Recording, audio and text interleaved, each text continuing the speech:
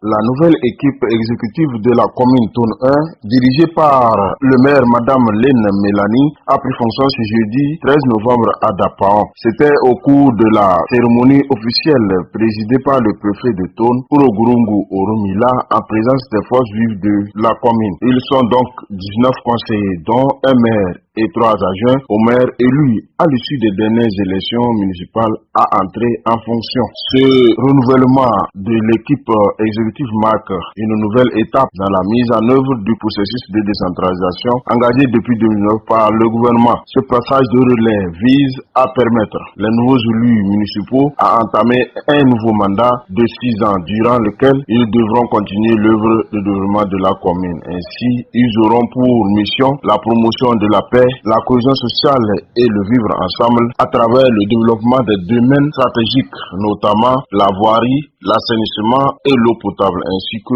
le développement du territoire.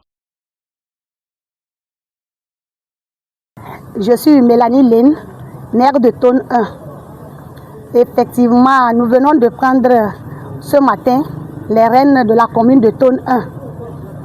Nous rendons grâce au Seigneur Tout-Puissant d'avoir permis que ce jour ait lieu. C'est une grande satisfaction de notre part et nous profitons pour remercier le président du conseil qui a bien voulu placer en nous sa confiance. Et la population de Thône également.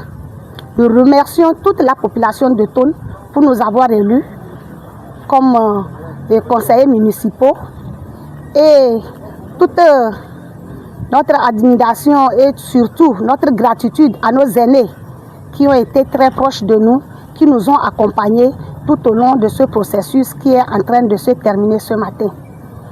Et notre sentiment, c'est ça. Nous pensons que pour nous avoir élus, nous sommes aujourd'hui à la tête de la commune, mais nous demandons de la part de tous les acteurs de la commune de Thône 1, surtout de la population, d'être toujours à nos côtés et de s'impliquer dans toutes les activités que nous aurons à faire. Parce que nous savons que tout ce que nous aurons à faire, c'est pour le bien de nos populations. On dit souvent, quand vous faites quelque chose sans moi, c'est contre moi. Donc nous voudrions bien travailler avec eux.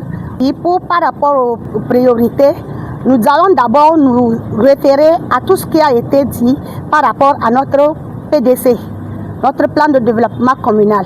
Donc c'est à partir de notre plan de développement communal que nous allons voir quelles sont les activités que nous allons mener.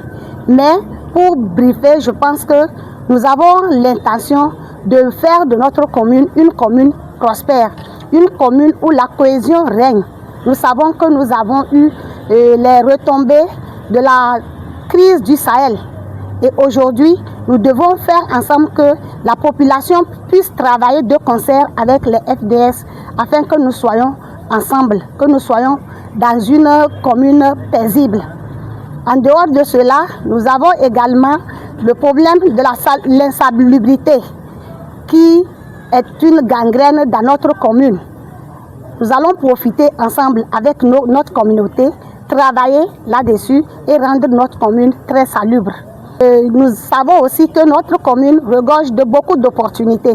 Ensemble, nous allons les diagnostiquer et essayer de voir quelles sont les activités que nous pouvons mener pour pouvoir faire de notre commune une commune très attractive. Les jeunes, les femmes, nous ne les oublions pas. Nous allons y travailler pour qu'ensemble, nous puissions voir ensemble ce qu'il faut faire pour que chacun de son côté puisse se sentir impliqué et surtout travailler de concert toujours pour pouvoir satisfaire les besoins des uns et des autres. La chose, c'est qu'il faut qu'il y ait la paix. Sans la paix, nous ne pouvons rien faire. Et c'est pourquoi je parlais de cohésion sociale. C'est pour ça que je parlais de cohésion sociale. Nous allons surtout mettre l'accent là-dessus pour que nous puissions continuer les autres priorités. Sans la paix, sans la sécurité, nous ne pouvons rien faire. Nous ne faisons aucune promesse. Nous savons qu'il y a des chantiers qui ont été et qui sont commencés. Mais nous allons ensemble avec le conseil sortant connaître ces chantiers et voir dans la mesure du possible ce qu'il y a lieu de faire. Cette prise de fonction entre dans la continuité du processus de décentralisation. L'objectif étant de rapprocher l'administration aux citoyens, la consolidation de la démocratie locale et la promotion d'un développement plus équilibré.